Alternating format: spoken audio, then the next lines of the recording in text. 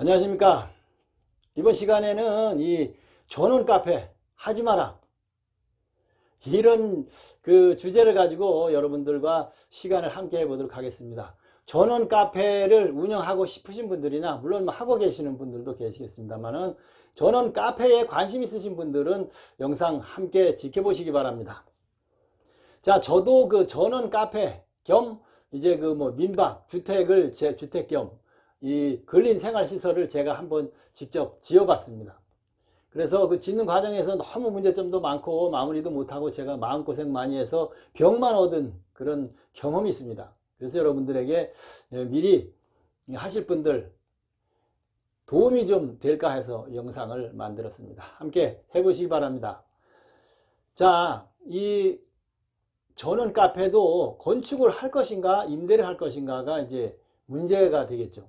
자, 건축을 직접 저같이 한번 해보겠다 하시는 분들은 이 건축비, 즉 퇴직금을 다 털거나 가지고 있는 재산을 뭐 3분의 2 이상을 투자를 해서 카페를 아무리 잘 지어야 전원 카페는 그 투자 대비 수익을 그만큼 내질 못합니다. 그렇기 때문에 전원 카페를 지을 때는 적당한 가격으로 너무 그렇게 고급지게 이렇게 짓지 않아도 된다. 왜? 주변 환경, 바깥의 풍경들이 다 그런 것들을 상쇄시켜 주기 때문이겠죠. 그래서 직접 건축을 하시는 경우에는 이 자금 문제를 잘 신중하게 고려를 해서, 예를 들어서 뭐 한 5억이 있다, 만약에 그래서 이 전원 카페를 짓는다면 2억 이상은 짓지를 않고 이런 식으로 자금을 잘 확보를 하시고 진행을 하셔라, 이렇게 말씀을 드리고, 또 그 건축을 할 때는 업자 선정이 가장 중요합니다. 물론 내가 짓는다고 할 수도 있겠지만은 마음고생, 몸고생, 그러다가 병만 얻을 수도 있으니까 그 자신이 직접 짓는 것들은 좀 안 하는 것이 좋고, 뭐 업자라면 뭐 당연히 가능하겠죠. 그래서 좋은 건축업자를 집 지은 것들도 가보고 그 사람의 재정 능력 이런 걸 잘 검토를 해서 진행을 하셔야 이 건축에 문제가 발생하지 않습니다. 장사도 해보지 못하고 벽만 얻어가지고 다시 돌아오는 그런 일이 생기겠죠. 자, 임대를 하실 때는 여러분들 그 잘 살펴봐야 합니다. 과연 왜 임대가 나왔겠습니까? 장사가 안 돼서 나오는 것입니다. 전국의 카페 수천 수만 개 임대로 다 나와 있습니다. 이것들은 다 그 영업 대비 수익을 내지를 못하는 거죠. 월세를 다 주지도 못하고 감당을 못해서 나오는 매물이지, 장사가 잘 되는데 왜 매물로 나오겠습니까? 자, 이 또 문제가 되는 것은 여기서 고려해야 될 게, 미성년자 자녀가 있을 경우에는 교육 문제가 전원주택처럼 발생하게 됩니다. 바쁘기는 하고 버스는 뭐 그 한 번씩 다니고, 물론 그 학교에서 학교 스쿨버스가 오기는 합니다만은 그래도 안심이 안 되는 거죠. 이래저래 안심도 안 되고 장사할 때도 만만심란하고. 자, 이 미성년자의 자녀교육, 그러다 보면 애들을 이렇게 해서는 안 되겠다, 공부 가르쳐야 된다 하면 2, 3년 있다가 다시 또 정리를 하고 이렇게 시내로 리턴하는 경우가 생기는데, 정리도 안 되고 팔리지도 않고 이런 문제점이 생기니까 이런 것들 자녀교육을 해라. 그 다음에 휴식, 뭐 요양 겸 나는 카페를 하겠다, 가서 쉬면서 하겠다. 장사를 쉬면서 한다는 것은 있을 수가 없습니다. 그거는 그냥 꿈의 로망으로만 생각을 해야지, 장사 실제는 전혀 다릅니다. 휴식도 제대로 하지 못하고, 그래도 장사가 잘 되면 그 잘 되는 마음에 힘든 일도 모르고 하는데, 하루에 손님 서너 테이블 차 마시러 왔다 가고, 둘이 뭐 부부간에 알바생까지 있다면 참 알바생 보기도 그렇고, 둘이 나중에 부부간에 서로 얼굴도 못 쳐다보는 일이 생길 수 있으니까, 휴식 요양으로 해서 가서 겸 카페를 한다는 것은 절대 해서는 안 됩니다. 뭐 도시와 다를 바가 없겠죠. 고생만 하고 수익은 못 내게 됩니다. 또 개나 어떤 그 동물들을 키우게 되면 외출도 못 합니다.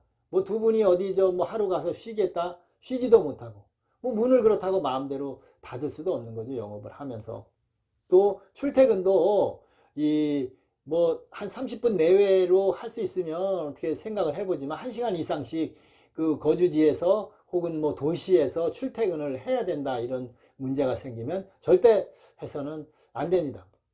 그러면 겨울이 되면은 장사를 하다가 나오지 못하는 일도 생기고, 또 한 2, 3일씩 장사를 하러 가지도 못하는 일도 생기고, 그러다 보면 수도 얼어 터져가지고 겨우내 장사 못하는 일도 생기고, 그래서 출퇴근 문제도 그곳에서 거주를 하면서 장사를 할 것인가, 그러면 거주를 하면서 할 때는 자녀 교육은 어떻게 할 것인가, 그리고 생활은 또 어떻게 할 것인가를 잘 고려를 해야 합니다. 이런 문제점들이 있으니까 하지 말아라, 아예 안 하면 편한 거 아닙니까? 그런데도 나는 꼭 해야 되겠다, 저는 카페가 내 로망이고 내 희망이다, 이런 분들은 제가 말씀드리는 것들을 좀 염두에 두고 시작을 한번 해보시기 바랍니다. 첫째, 그 주변 30분 이내에 도시가 인구가 3, 40만, 50만 이상 되는 그 정도는 되어야 평일에도 어느 정도의 매출을 기대를 해볼 수가 있습니다.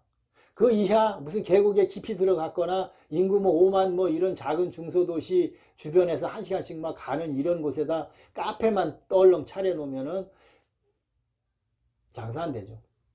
아까도 얘기했지만 부부가 만약에 이거 카페를 하시면 서로 얼굴만 쳐다보다가 나중에는 지겨워서 이제 그 쳐다도 못 보고 마음만 상하고 하루 종일 사람만 기다리고 있는 이런 문제점이 생기기 때문에 배후 인구를 정확하게 봐야 하고, 평일에 얼마만큼의 사람들이 그 카페나 이런 전원 쪽으로 빠져나오는가도 해야 합니다. 철저하게 조사를 해보셔야 합니다. 새로 처음 시작하시는 경우, 혹은 남이 임대로 내놓고 나간 것을 다시 인수하는 경우에 해당되겠습니다.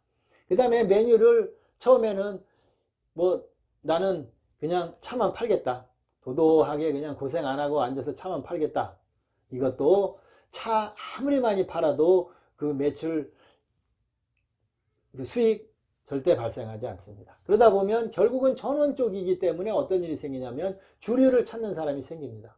그러면 주류 판매를 또 다시 해야 되겠죠. 그런데 그 주류를 찾기는 하지만 주류로 인한 매출은 크게 기대할 수 없습니다. 운전 관계가 있기 때문에 이것이 전원 카페의 문제점입니다.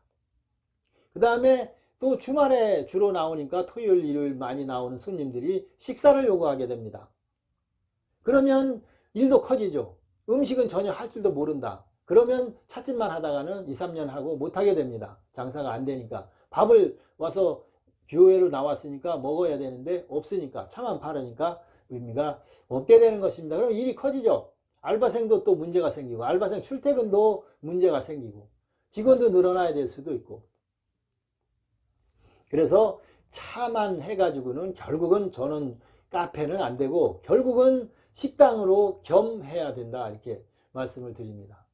그러면 차와 식사를 겸해야 되는데 이 식사가 더 문제가 됩니다. 차는 오미자차 팔고 뽕잎차, 구기자차, 쌍화차, 유자차 판다고 하지만 식사는 그렇지 않습니다.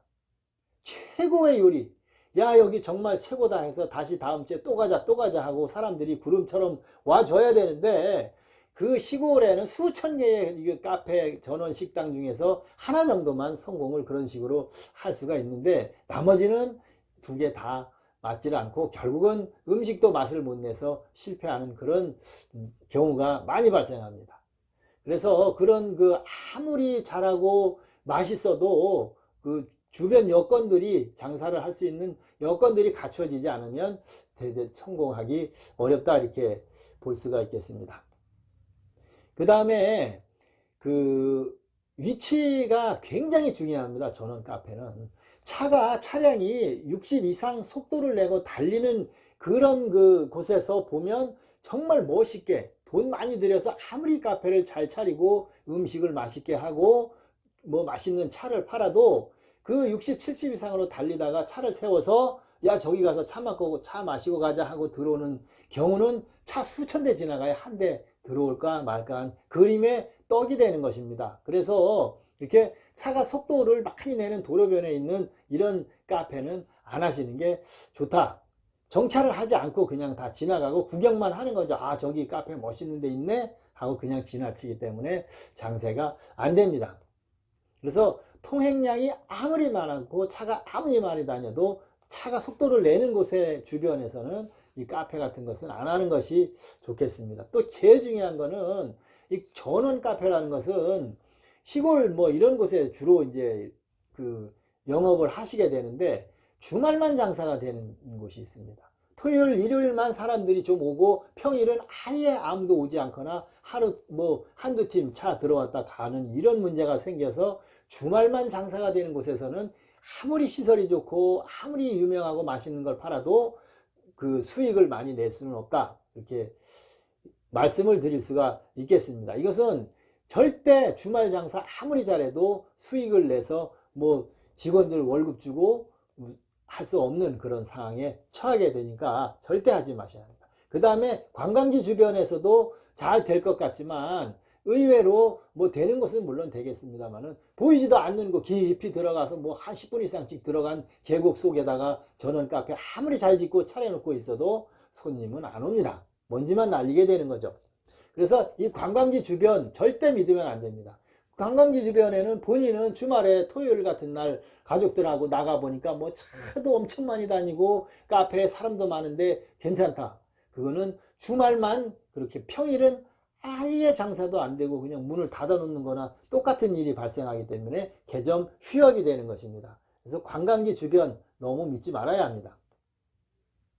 그리고 보이지도 않는 곳, 특히 또 이제 위치도 굉장히 중요하겠죠. 아까 뭐 차가 뭐 60, 70, 80 막 달리는 그런 것도 안 되겠지만 보이지 않는 곳, 그 도로에서 뭐 막 4km, 5km 들어가서 그런 자리에다가 카페를 차려놓고 식당을 차려서 아무리 잘해도 손님 안 옵니다. 내가 닭백숙은 전문이다. 뭐 송이도 넣고 인삼도 넣고 뭐 황기백숙에 뭐 집어넣어서 최고로 맛있게 한다 그래도 주말에 몇 팀 들어오고 나면 평일은 거의 매출이 일어나지 않기 때문에 그런 보이지도 않는 곳, 이런 곳에다가 그 카페를 해야 되겠다. 이런 생각들은 아예 처음부터 안 하시는 것이 좋습니다. 자, 이 전원 카페, 저는 말립니다. 절대 하지 말아라. 수익 내지 못한다. 고생만 하고 병만 얻는다.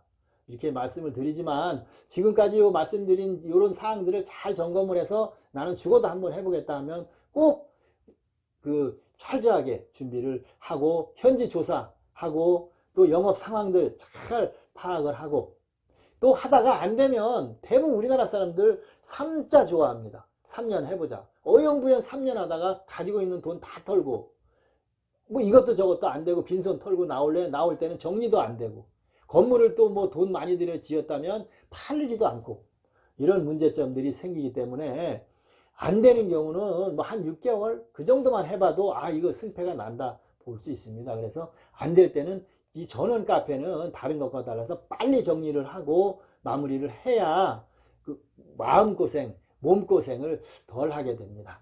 자, 전원 카페, 저는 말립니다. 절대 하지 말아라. 아예 제목에도 그렇게 했습니다만 꼭 해야 되실 분들은 제가 지금까지 말씀드린 것들을 잘 새기셔서 철저하게 분석하고 장소 이런 것들을 신중하게 선택을 하시기 바랍니다. 오늘은 전원 카페 하지 말아라 하실 분들은 또 주의를 해라. 그래서 여러분들과 함께 시간 마련했습니다. 고맙습니다.